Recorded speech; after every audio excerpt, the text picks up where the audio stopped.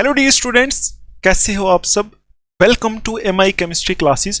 तो आज हम देखने वाले हैं मोस्ट इम्पॉर्टेंट टॉपिक्स पूरी केमिस्ट्री के अंदर से। तो इससे पहले मैंने क्या क्या किया है वो मैं आपको बताता हूँ। मैंने एक बार पूरी 12th की केमिस्ट्री आपको पढ़ाई है, बहुत डिटेल में, बहुत अच्छे से पढ़ाई है, ठीक है।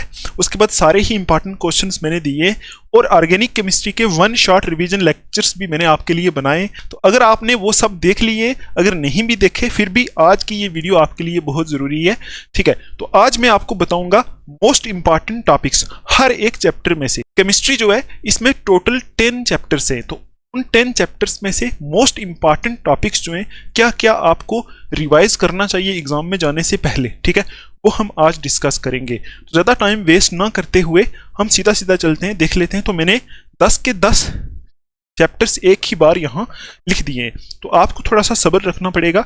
20 मिनट तक मैं सब बता दूंगा आपको कि कौन से चैप्टर में क्या क्या आपको पक्का रिवाइज करके जाना है। वो रिवाइज करने के बगैर आपको एग्जाम में नहीं जाना है, ठीक। मैं आपको एक और सजेशन देना चाहूंगा। तो अगर आपने पूरा सिलेबस पहले पढ़ा हुआ है, ठीक है, सब कुछ अच्छे से पढ़ा है, तो आपको पूरे चैप्टर रिवाइज करके एग्जाम में जाना चाहिए, ठीक। लेकिन अगर आपने नहीं पढ़ा है उतना, या फिर आपने पढ़ा भी है फिर भी आपको कुछ इंपॉर्टेंट टॉपिक्स देखने जहां आपको ज्यादा ध्यान देना चाहिए, तो वो कुछ ये टॉपिक्स होंगे जो अभी मैं आपको बताऊंगा, ठीक है। चलो स्टार्ट करते हैं, देखते हैं पहले जो सोल्यूशन चैप्टर है उसमें आपको क्या क्या रिवाइज करके एग्जाम में जाना चाहिए, ठीक है। तो देखो, पहले आपको सॉल्यूशन चैप्टर में रिवाइज करना चाहिए कंसंट्रेशन टर्म्स, ठीक। ये आपको पक्का रिवाइज करके एग्जाम में जाना है। मोलैरिटी, मोलैलिटी, ठीक है, मोल फ्रैक्शन, ये चीजें, परसेंटेज कंपोजिशन, परसेंटेज कंपोजिशन नहीं, percentage, mass percentage, volume percentage, ये चीजें आपको रिवाइज करके जाना चाहिए। यहां से आपको हो सकता है कोई न्यूमेरिकल मिल जाए या फिर कोई डिफाइन करने वाली चीज मिल जाए, ठीक। ये आपको रिवाइज करके जाना है। उसके बाद देखो, सोल्यूशन चैप्टर में से आपको रिवाइज करना है रोल्स लॉ, ठीक है, रोल्स लॉ। अगर आपको यहां नहीं दिख रहा है, बहुत छोटा है, तो आप इसको जूम करके भी देख सकते हो, ठीक। तो रोल्स लॉ आपको पक्का रिवाइज करके जाना है, ठीक है। ऐसा नहीं कि आप रोल्स लॉ छोड़ रहे हो, रोल्स लॉ इंपॉर्टेंट है। उसके बाद आपको जो चीज रिवाइज करनी है वो चीज है ideal and non ideal solutions. Ideal and non ideal solution, non ideal, ठीक है, नॉन आइडियल सॉल्यूशंस, ये आपको पक्का रिवाइज करना है। देखो, नॉन आइडियल सॉल्यूशंस में जो डिविएशंस होती हैं, पॉजिटिव और नेगेटिव डिविएशन, उनके रीजन जो है वो भी आ सकते हैं, उनके ग्राफ भी आ सकते हैं, रोल्स लॉ में ग्राफ भी, ये सब कुछ आपको करके जाना चाहिए, ठीक।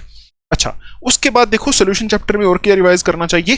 तो आपको रिवाइज करनी चाहिए most important colligative properties, colligative properties, ठीक है। इन चीजों पे आपको ज्यादा जोर देना पड़ेगा, ठीक है, जोर देना चाहिए, अच्छे से रिवाइज करनी चाहिए, क्योंकि यहां से आपको एग्जाम में हो सकता है कि 5 नंबर का क्वेश्चन कॉलिगेटिव प्रॉपर्टीज से मिल जाए, ठीक। अच्छा, तो कॉलिगेटिव प्रॉपर्टीज जैसे relative lowering of vapour pressure हो गया, या फिर depression in freezing point, elevation in boiling point, osmotic pressure, ये सारी होती हैं, ठीक। और इन कॉलिगेटिव प्रॉपर्टीज में से मॉलिक्यूलर मास ऑफ सॉल्यूट निकालना, या फिर जिसको आप मोलर मास भी बोल सकते हो, मॉलिक्यूलर मास ऑफ सॉल्यूट निकालना भी आपको आना चाहिए, ठीक है। मास ऑफ सॉल्यूट निकालना, ये हर साल एग्जाम में पूछा जाता है, सैंपल पेपर में भी ये पूछा गया था। कॉलिगेटिव प्रॉपर्टीज जितनी भी हैं, 4 कॉलिगेटिव प्रॉपर्टीज हैं, चारों कॉलिगेटिव प्रॉपर्टीज में से आपको पूछा जा सकता है कि इनमें से मॉलिक्यूलर मास ऑफ सॉल्यूट निकालो, वो एक छोटी सी डेरिवेशन होती है, वो आपको आनी चाहिए। तो यही कुछ इंपॉर्टेंट टॉपिक्स है सॉल्यूशन चैप्टर में से, ठीक।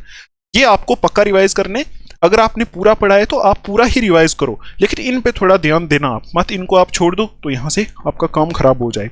अभी देखते हैं दूसरा चैप्टर, केमिकल काइनेटिक्स, ठीक है। तो देखो, केमिकल काइनेटिक्स में से आपको क्या रिवाइज करना चाहिए। तो आपको पहले रेट ऑफ रिएक्शन यहां से रिवाइज करना चाहिए, ठीक है। रेट ऑफ रिएक्शन पक्का रिवाइज करना है, और रेट ऑफ रिएक्शन में इंस्टेंटेनियस रेट, एवरेज रेट आपको लिखना आना चाहिए किसी भी रिएक्शन का, ठीक। ये आपको पक्का रिवाइज करना है।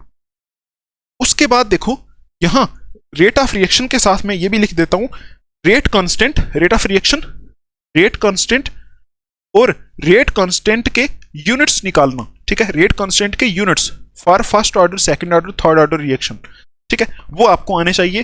First, second, third order reaction के लिए रेट कांस्टेंट के यूनिट्स निकालना आना चाहिए। उसके बाद देखो, ऑर्डर ऑफ रिएक्शन के बारे में आपको पढ़ना चाहिए, ऑर्डर ऑफ रिएक्शन, ये एग्जाम में पूछा जा सकता है। और एग्जांपल्स पूछी जा सकती हैं, एग्जांपल्स पूछी जा सकती हैं zero order, first order, second order, fractional order in reactions की। तो एक एक दो दो एग्जांपल्स भी आप याद रख लो तो अच्छा रहेगा, ठीक है। ऑर्डर ऑफ रिएक्शन ये आपको करना है दूसरा टॉपिक। अब देखो उसके बाद आपको करना है मॉलिक्यूलरिटी। तो एग्जाम में बहुत बार मॉलिक्यूलरिटी और ऑर्डर में डिफरेंस भी पूछा हुआ है, तो मॉलिक्यूलरिटी ऑफ रिएक्शन के बारे में भी आपको कुछ ना कुछ पढ़ के जाना चाहिए, ठीक है। ये टॉपिक भी अच्छे से रिवाइज करना। उसके बाद क्या करना चाहिए आपको, देखो बहुत बार एग्जाम में ये पूछा हुआ है कि हाफ लाइफ पीरियड निकालो, हाफ लाइफ पीरियड, ठीक है। हाफ लाइफ पीरियड निकालो for zero and first order, zero and first order reaction, zero and first order reaction. तो ये आपको पक्का करना है, हाफ लाइफ पीरियड निकालना या फिर हाफ लाइफ टाइम निकालना जीरो और फर्स्ट ऑर्डर रिएक्शन का आपको आना चाहिए, ठीक। और ये हाफ लाइफ टाइम कहाँ होता है, जहां हम इंटीग्रेटेड रेट इक्वेशंस पढ़ते हैं ना, उसी के आगे होता है। तो आप जब हाफ लाइफ टाइम निकालोगे आपको इंटीग्रेटेड रेट इक्वेशंस भी रिवाइज हो जाएंगी, तो ये आपको पक्का रिवाइज करना है, ठीक है। हाफ लाइफ टाइम यहां से एग्जाम में आपको पूछा जा सकता है, ठीक है। उसके बाद आपको कोलिजन थ्योरी थोड़ी सी देख लेनी है, ठीक है। कोलिजन थ्योरी आपको देख लेनी है, ठीक है। कोलिजन थ्योरी के बारे में कुछ ज्यादा होता नहीं है, 5 मिनट में आप उसको रिवाइज कर सकते हो अगर आपने नोट्स वगैरह बनाए हुए हैं तो। कोलिजन थ्योरी आपको करनी है, ठीक। उसके बाद कोलिजन थ्योरी के बाद आपको एक चीज होती है effect of temperature on rate of reaction, ये आपको करना है, ठीक है। आपको पता होना चाहिए टेम्परेचर बढ़ाने से रेट ऑफ रिएक्शन पे क्या इफेक्ट पड़ता है, और साथ में एक्टिवेशन एनर्जी को भी यहां आप रिवाइज कर लेना, ठीक।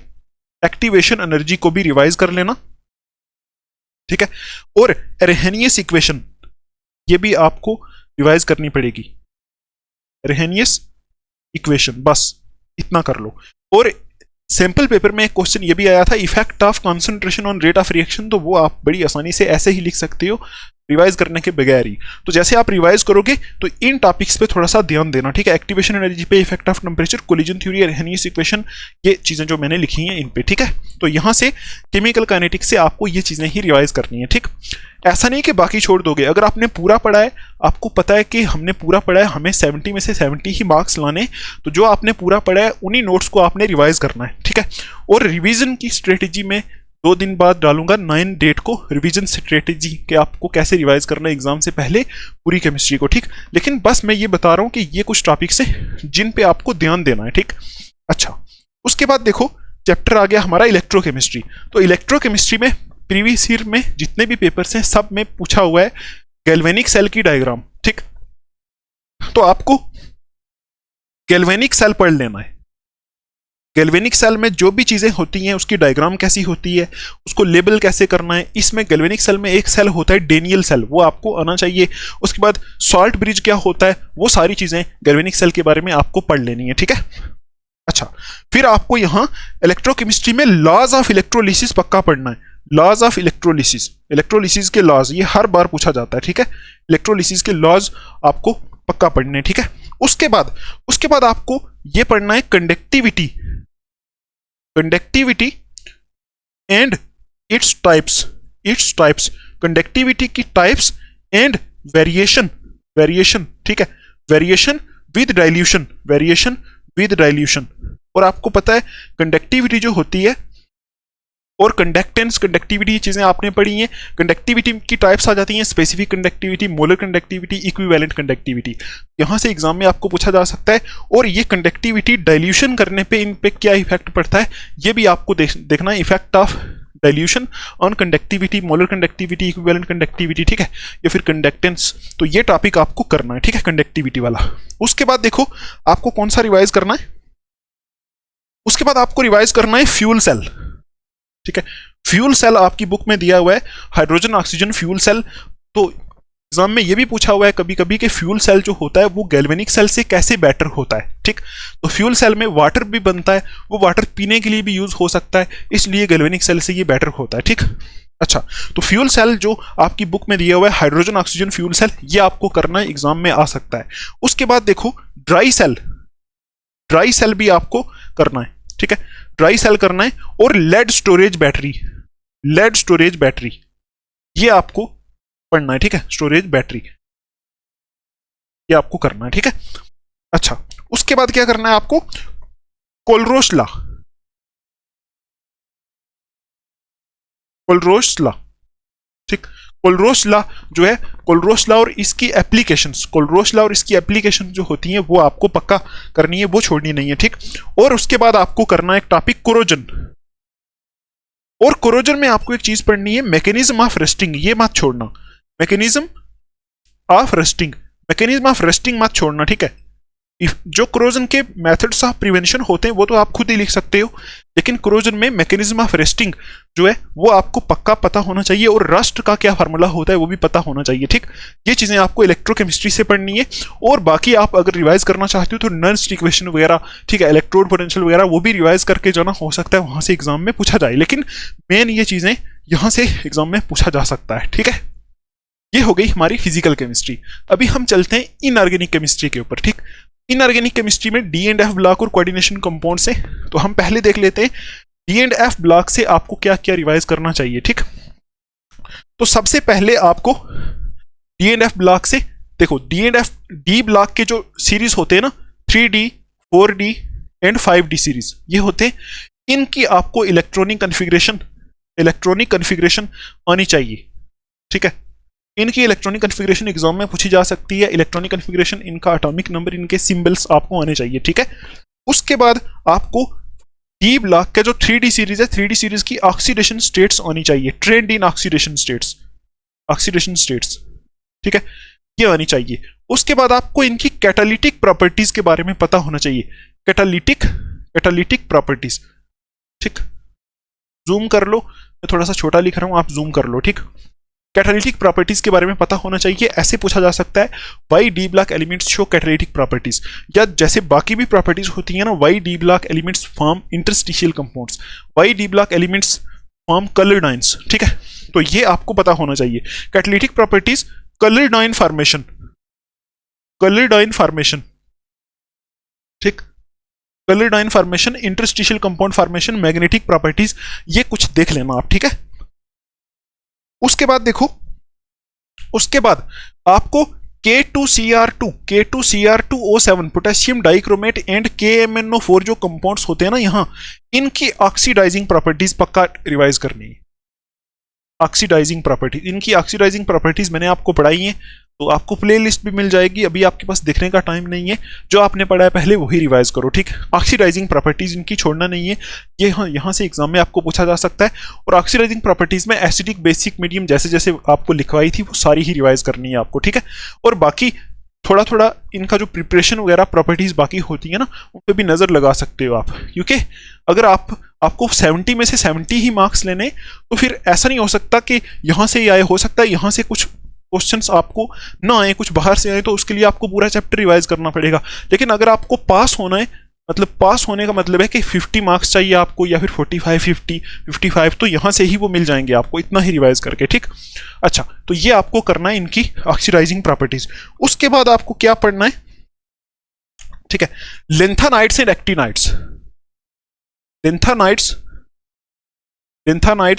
एंड एक्टिनाइड्स, ये जो है ना, इनमें आपको इनकी इलेक्ट्रॉनिक कन्फिग्रेशन पक्का आनी चाहिए, इलेक्ट्रॉनिक कन्फिग्रेशन और इनकी ऑक्सीडेशन स्टेट्स, ठीक है, ऑक्सीडेशन स्टेट्स ये पक्का आपको आनी चाहिए, ठीक है। और उसके बाद आपको आना चाहिए सबसे इंपॉर्टेंट लेंथानाइड कंट्रैक्शन, लेंथानाइड कंट्रैक्शन, ठीक है।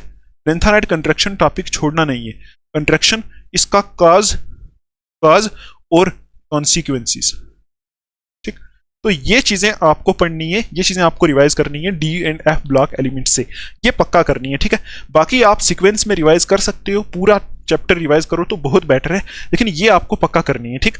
उसके बाद देखो कोऑर्डिनेशन कंपाउंड्स, तो कोऑर्डिनेशन कंपाउंड्स में एप्लीकेशंस ऑफ कोऑर्डिनेशन कंपाउंड्स, यहां से आपको क्वेश्चन एग्जाम में मिल सकता है 2 मार्क्स का।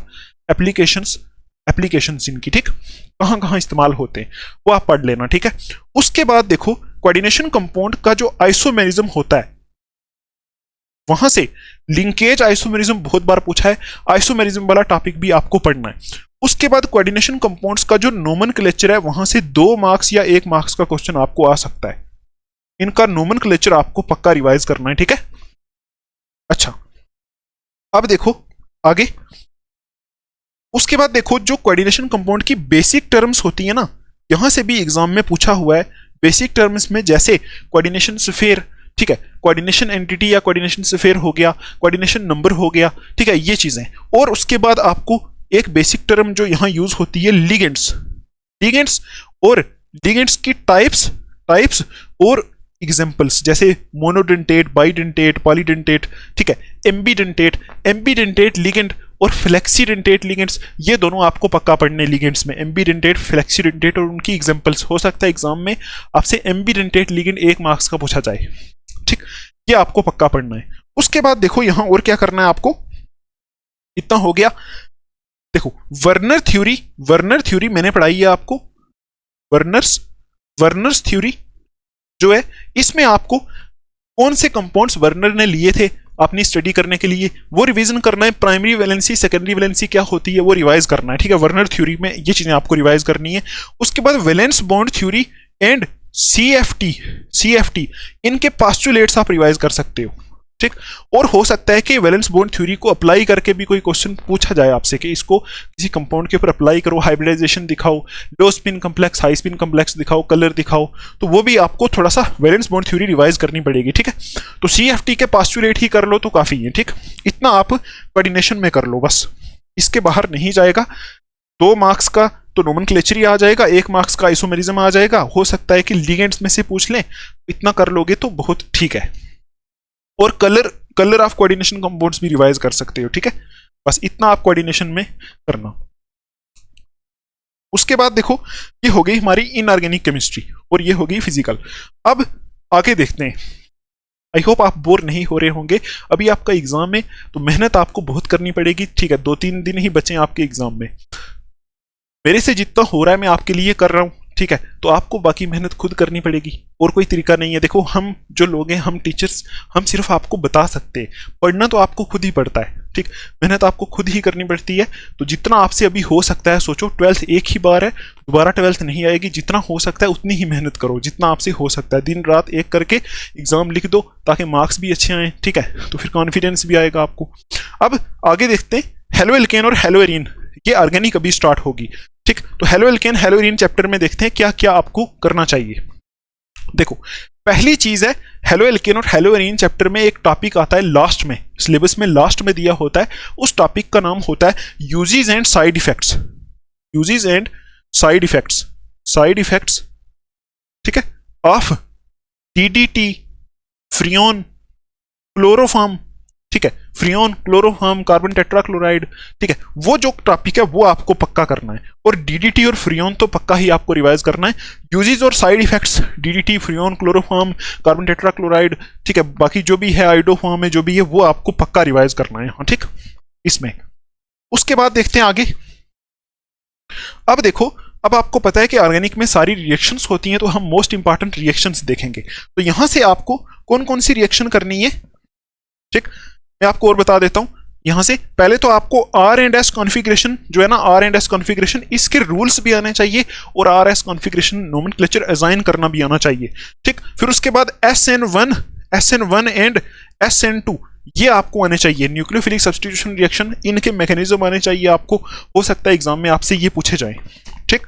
उसके बाद देखो एक टॉपिक है, मैं आपको बताता हूं, डायरेक्टिव, या उसको रहने दो, पहले ये करते हैं, कुछ रिएक्शंस देख लेते हैं पहले। जैसे हंस डिकर रिएक्शन, हंस डिकर रिएक्शन ये आपसे पूछी जा सकती है, ठीक है। हंस डिकर रिएक्शन हो गई। डीहाइड्रोहेलोजिनेशन हो गई, डीहाइड्रोहेलोजिनेशन,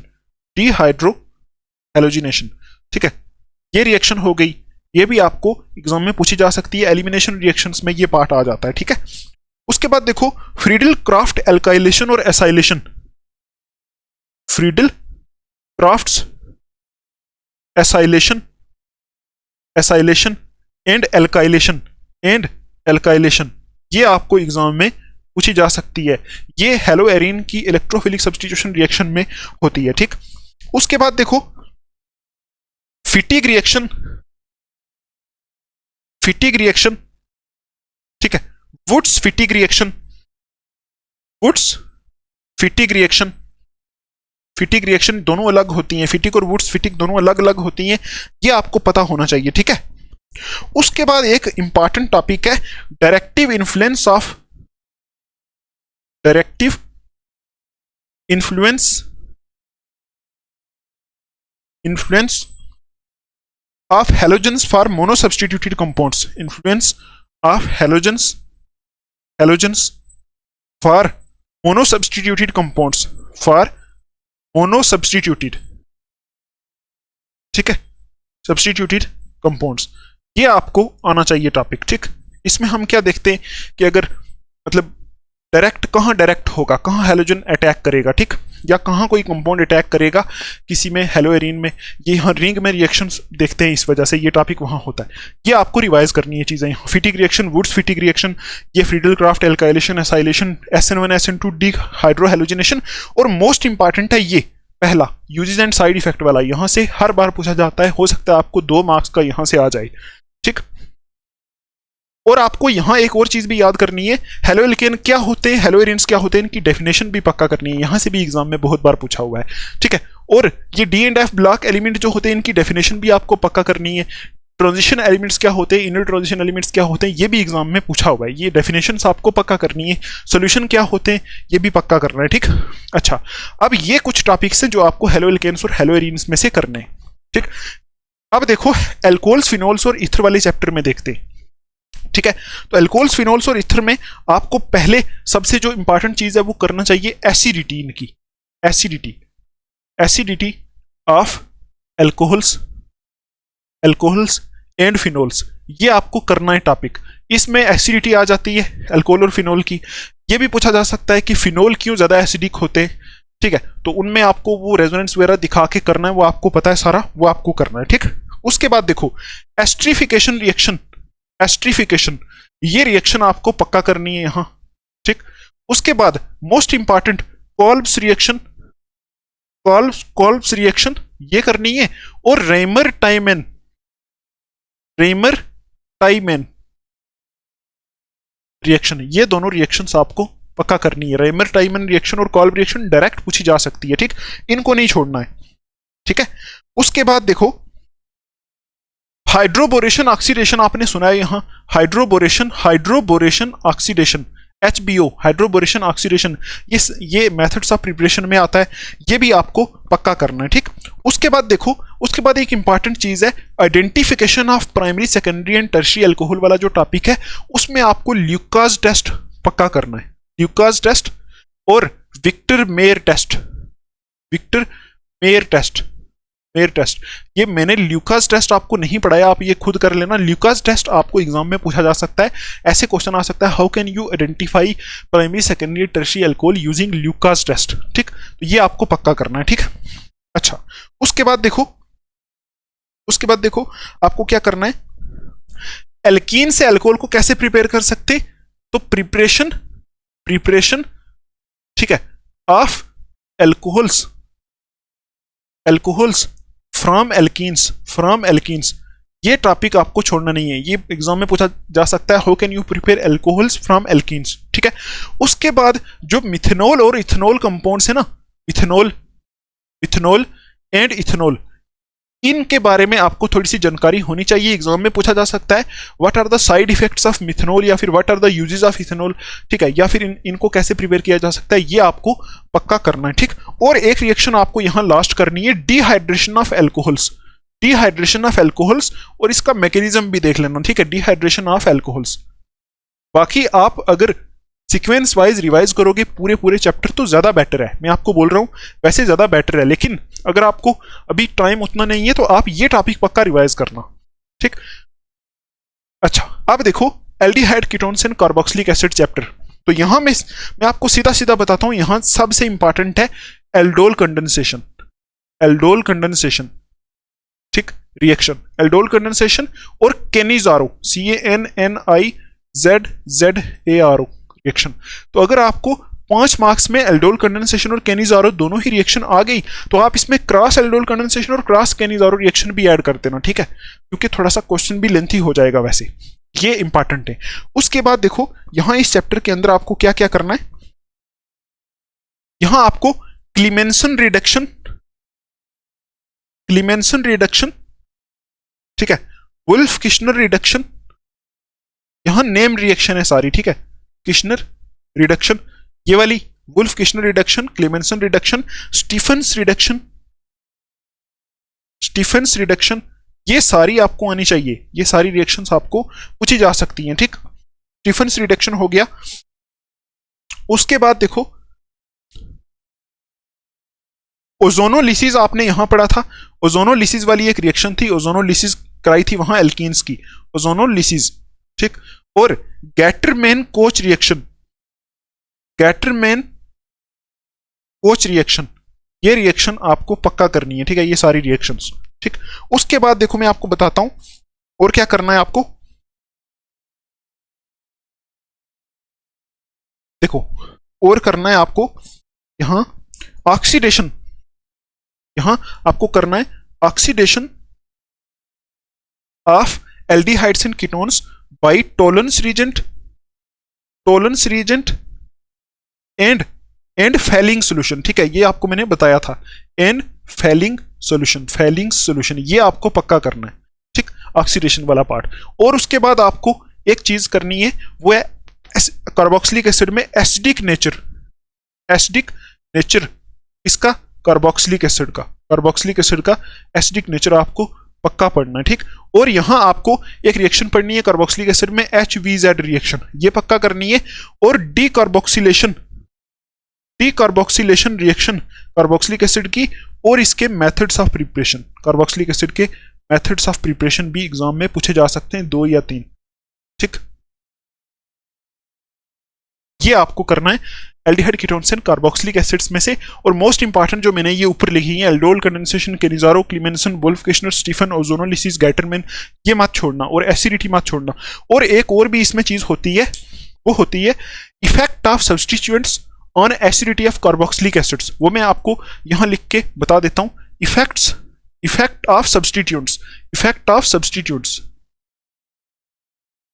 ठीक है, जब substituents on acidity of carboxylic acids, तो यहां मैंने आपको बताया भी था जब मैंने पढ़ाया था, इलेक्ट्रॉन विथड्रॉइंग ग्रुप लगाओ तो क्या होता है, इलेक्ट्रॉन डोनेटिंग ग्रुप लगाओ तो क्या होता है, ठीक है।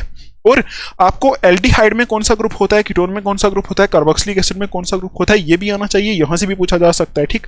इसी तरह एल्कोहल, फिनोल, ईथर में कौन सा ग्रुप होता है, उनकी स्ट्रक्चर कैसी होती है, एल्कोहल में ROH, फिनोल में कैसा, वो सब आना चाहिए, ठीक। वो भी एग्जाम में बहुत बार पूछे गए, ठीक है।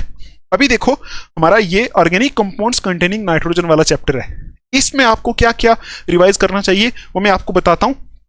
यहां पढ़ते हैं हम amines, diazonium salts, cyanides and isocyanides. तो पहले अमीन्स का देख लेते हैं, तो आपको पहले क्लासिफिकेशन ऑफ अमीन्स यहां पक्का पढ़नी, ठीक, क्लासिफिकेशन ऑफ अमीन्स पूछी गई है एग्जाम में, ठीक, क्लासिफिकेशन ऑफ अमीन्स पढ़ना है। उसके बाद basic nature of amines, basic nature of amines, ठीक, ये आपको पक्का करना है, ठीक। बेसिक नेचर ऑफ अमीन्स, यहां आ जाते हैं, बेसिक नेचर में बहुत सारी चीजें आ जाती हैं कि प्राइमरी, सेकेंडरी, टर्शरी का जो नेचर होता है वो कैसा होता है, उसका क्या ऑर्डर होता है, या फिर अराइल अमीन और अमोनिया में क्या होता है, ठीक है, अमोनिया और अराइल अमीन में कौन सा ज्यादा बेसिक होता है, या फिर एल्काइल अमीन और अमोनिया में कौन सा बेसिक होता है, ठीक है, वो सारी चीजें आपको यहां बेसिक नेचर के अंदर पढ़नी है, ठीक है।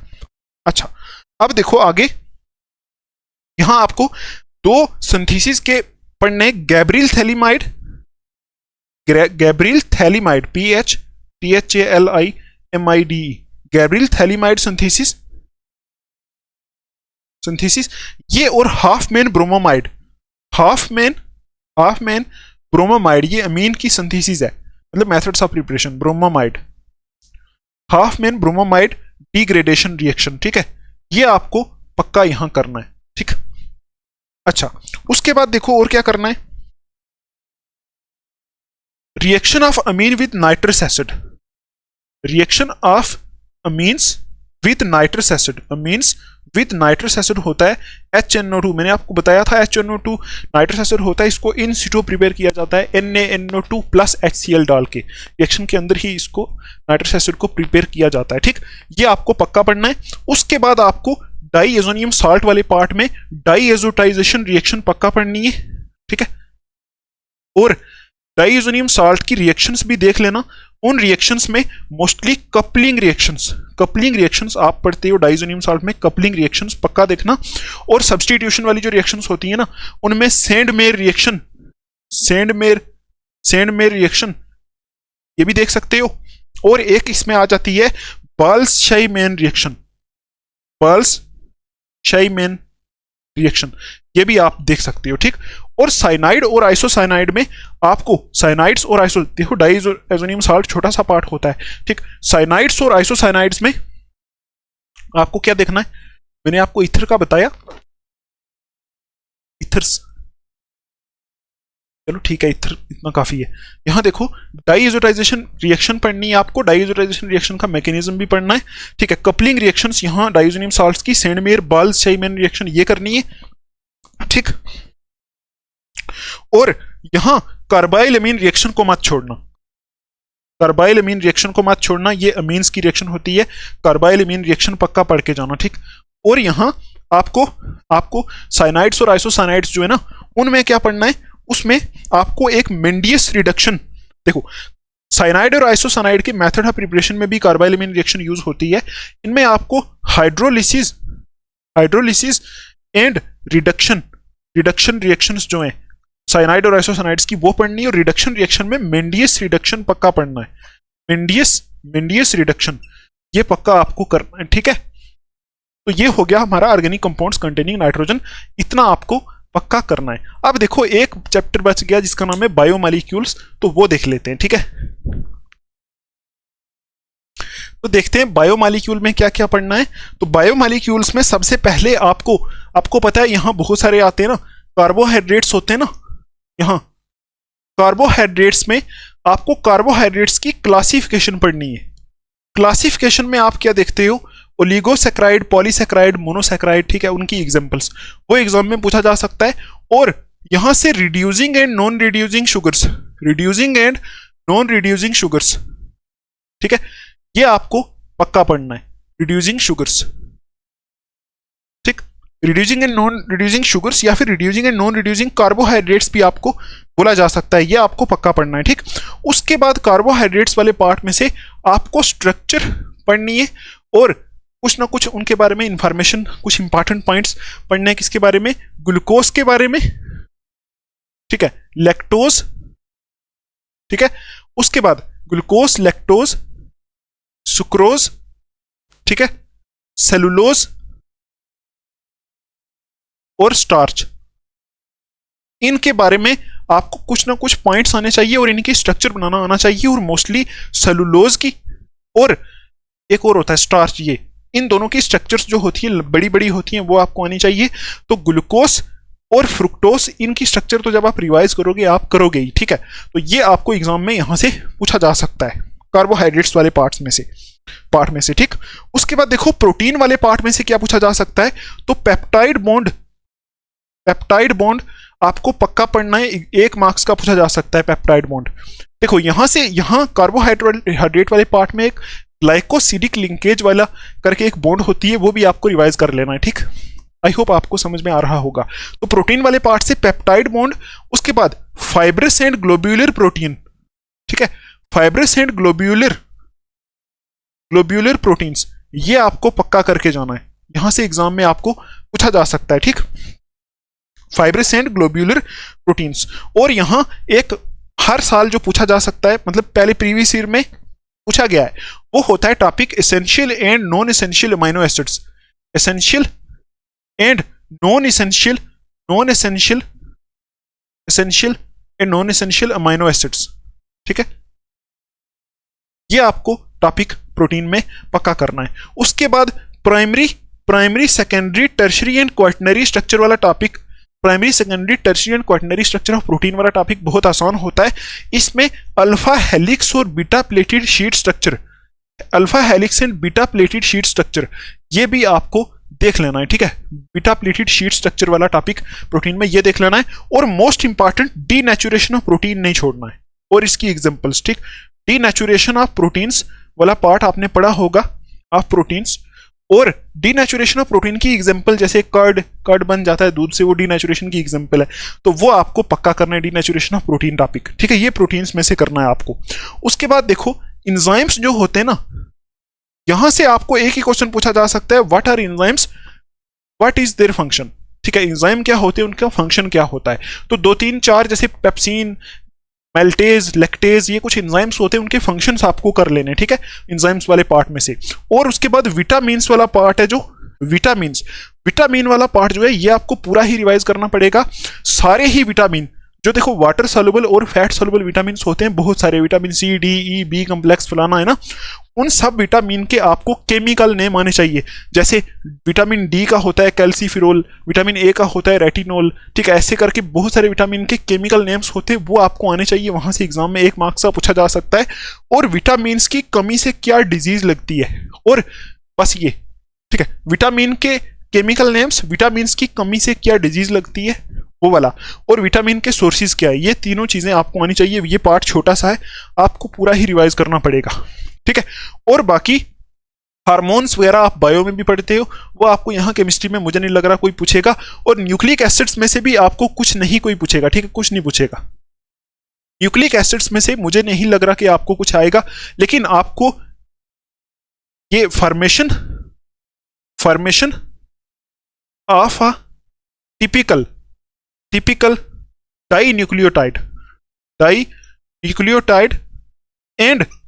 एंड जो होते हैं ना यूजेस ऑफ न्यूक्लिक एसिड्स, ये आपको पक्का कर लेना है।